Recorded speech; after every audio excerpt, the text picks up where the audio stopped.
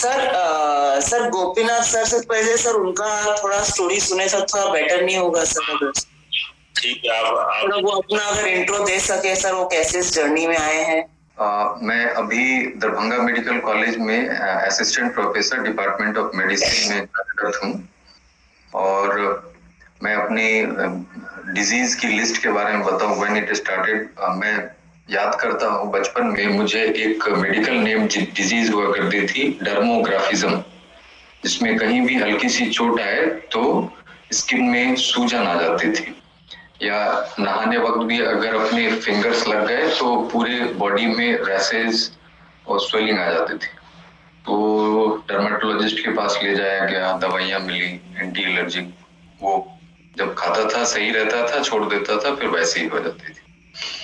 उसके बाद की कहानी, जब मैं 9th-10th में था तब से मुझे माइग्रेन की प्रॉब्लम शुरू हुई, मेडिकल डिजीज, सिर दर्द होना, उल्टी होना, और उल्टी इस तरह से ये आप कह सकते हैं कभी कभी मुझे अस्पताल में भी भर्ती हो जानी पड़ती थी, इतनी ज्यादा सिर दर्द। पहले गोलियों से काम चलता था, फिर बिना इंजेक्शन के वो सिर दर्द जाता नहीं था। Used to take NSAID injection, diclofenac, aceclofenac, उसके बिना मेरा सिर दर्द नहीं जाता था।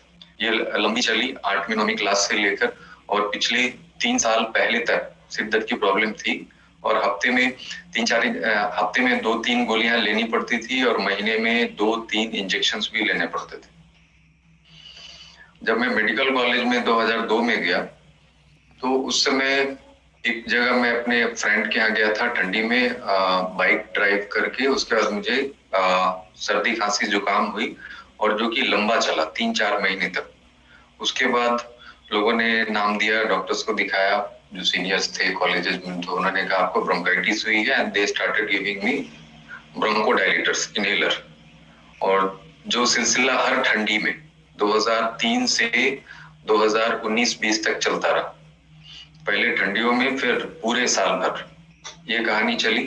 जब मैं फाइनल ईयर MBBS में था तो मुझे बाएं साइड छाती में पानी आना, जिसको प्लूरल एफ्यूजन बोलते हैं, और उसको एक्स्ट्रा पल्मोनरी ट्यूबरकुलोसिस का नाम दिया गया, और मैंने एंटी ट्यूबरकुलर ट्रीटमेंट भी ली।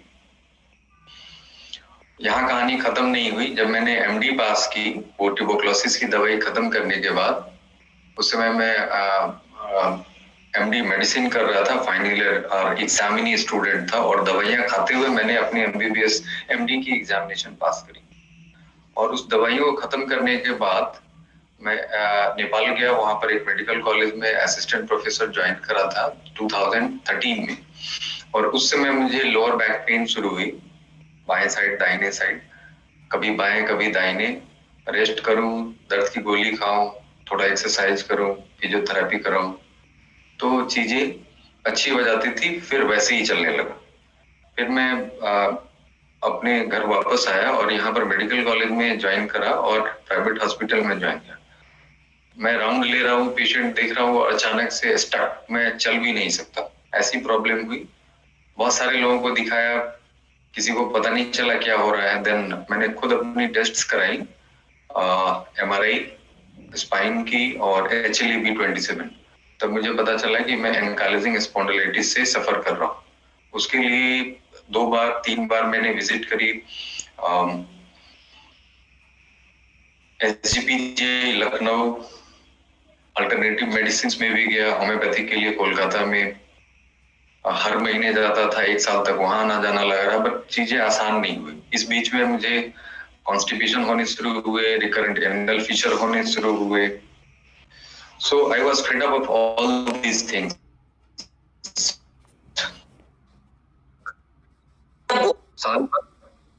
साल भर में कोलकाता जाते रहा, एवरी मंथ क्लिनिक बंद करके और छुट्टियां लेकर मैं जाया करता था, बट कहानी यही खत्म नहीं हुई। और 2019 में मई में मेरी सिस्टर की शादी होनी थी, और उस समय थोड़ा तनाव बढ़ा और मुझे बुखार आना, दोनों घुटने में सूजन हो जाना, नी जॉइंट इफ्यूजन बोलते हैं उसको। मैं I was not able to walk even, और मैं व्हील चेयर पे अपनी सिस्टर की शादी कर पाया हूँ। SGPJ लखनऊ गया था सिस्टर की शादी से कुछ दिन पहले, 2-3 महीने दवाइयां चली, चीजें अच्छी हुई, और रेगुलर फिजियोथेरेपी और एक्सरसाइज। मैं हेल्थ फ्रीक बचपन से था, आई वाज एथलीट। 10 साल तक मैं लगातार बैडमिंटन चैंपियन रहा हूँ अपने कॉलेज में, इवन बिहार स्टेट भी खेला हूँ, बट इस कदर कि मैं चल भी ना पाऊँ, ये मेरे लिए एक बहुत बड़ा सेटबैक था। फिर 2019 दिसंबर में ही मुझे करीब 80-90 दिन की बुखार रही, लो ग्रेड फीवर, 99 से लेकर 100 के बीच में रहता था। उसमें भी दवाइयां पैरासीटामोल खाता था और क्लिनिक करने जाता था, रेस्ट नहीं किया। और नी जॉइंट में फ्यूजन, दोनों नी जॉइंट में नी बैंड कर और जैसे तैसे आई कुड मैनेज। और लास्ट में फिर मुझे बाएं साइड छाती में इस तरह से दर्द होना, इवन मुझे नॉर्मल सांस लेने में भी तकलीफ होती थी। Then all of a sudden one day I planned to move out for CMC Vellore कि मुझे वहां जाना है इलाज के लिए। वहां गया और वहां डॉक्टर से बात की, अपने को इंट्रोड्यूस किया। तो मैंने कहा कि आपको जो करना है करो, मुझे एडमिट करो एंड फाइंड आउट कि क्या तकलीफ हो रही है।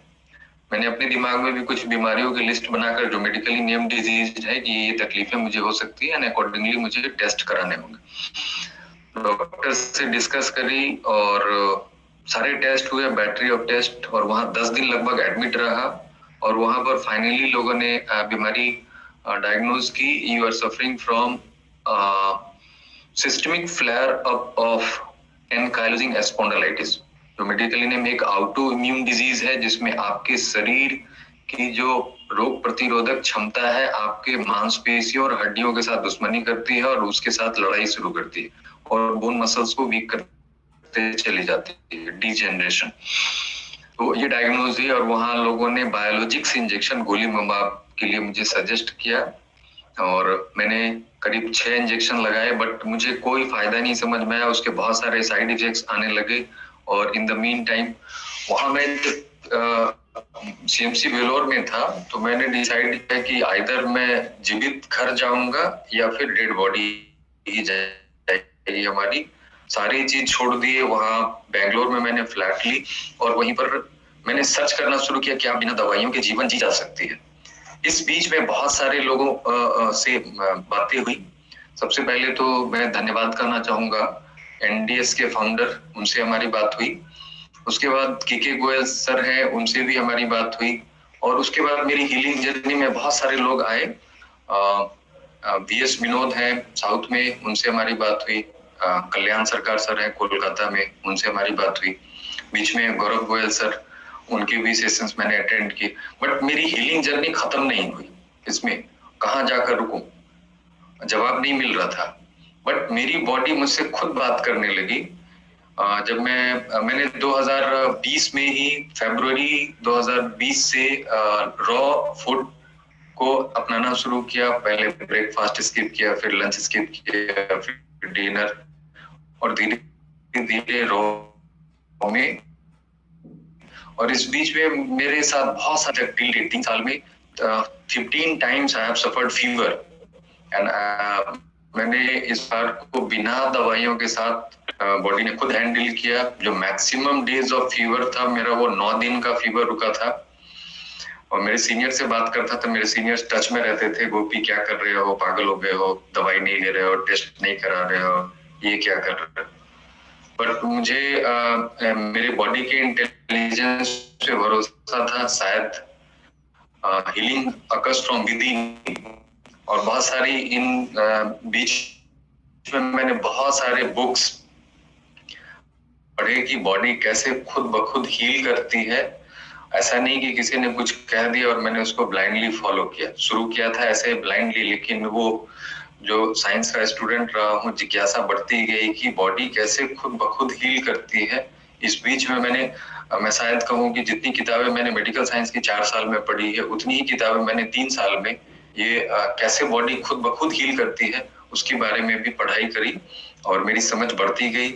और इस बीच में जो भी लोग आए, मैं उन सब लोगों का दिल से धन्यवाद करता हूँ। और इन लोगों ने मेरी हीलिंग, बीच में टूटा भी हूँ। मेरे घर वालों ने भी कई बार मुझे लताड़ा है, क्या कर रहे हो। जब मैंने सॉल्ट छोड़ा था 1 साल पहले, उस समय घर वालों ने बहुत विरोध किया था कि यार कच्चा खा रहा था, ये तो ठीक था, नमक भी छोड़ दिया। लेकिन नमक छोड़ने के बाद और भी चीजें शरीर में बहुत परिवर्तन है और अभी मैं बहुत अच्छा फील कर रहा हूँ। सारी बीमारियां हमारी चली गई। किसी भी सिर दर्द तो मुझे होता नहीं है। कॉन्स्टिपेशन समझ में नहीं आता है क्या होती है। जो एनल फिशर होते थे बार बार, वो रुक गए। सांस की तकलीफ पिछले 3 साल में मैंने एक भी इनहेलर्स नहीं लिए हैं। और इस बीच में मैं बताऊं, मेरी हीलिंग जर्नी में मैंने 2.5 महीने तक बेड रेस्ट करा है। और मैंने जब ये हीलिंग जर्नी शुरू की थी, मेरी वेट थी 72, और दिस ईयर इन मई, जून, जुलाई करीब 2.5 महीने मैं बेड में था, क्लिनिक बंद, हॉस्पिटल से मेडिकल लीव, और मुझे सांस इतनी तकलीफ होती थी कि मेरा ऑक्सीजन सेचुरेशन 94, 95, 96 इस रेंज में रहता था। Sleepless night. मेरे घर वाले बोलते थे दवाई ले लो, इनहेलर ले लो। मैंने बोला नहीं, ये मेरी आखिरी लड़ाई है, शायद इस पार या उस पार। और बॉडी के इंटेलिजेंस पे भरोसा किया। और मेरी सांस की तकलीफ दिस टाइम, मुझे सांस की तकलीफ होती नहीं थी पिछले 3 साल में, बट दिस टाइम जो आई थी, मुझे लगा कि body has decided to throw out all mucus from my body, and lot of mucus came out per mouth and per rectum. Lots of mucus flex came out. और उसके बाद मेरी सांस की तकलीफ बिल्कुल चली गई 2.5 महीने में। और मेरी वेट जो है इस समय गिरकर 39 kg तक आई थी। I was almost a skeleton. और अभी मेरी वेट जुलाई के बाद, जब मैं लगभग इस सांस की तकलीफ से उभरा हूँ, फिर धीरे धीरे खुद रॉ डाइट पे ही, मोस्टली फ्रूट्स, इसमें मेरी वेट बढ़ने लगी। और अभी मैं 55-56 किलो के आसपास का, मेरी हाइट 5'10" है। And I think with this, जब आपकी बॉडी हील करती है तो बॉडी को क्या वेट रखना है, body decide itself. So this is all about my journey.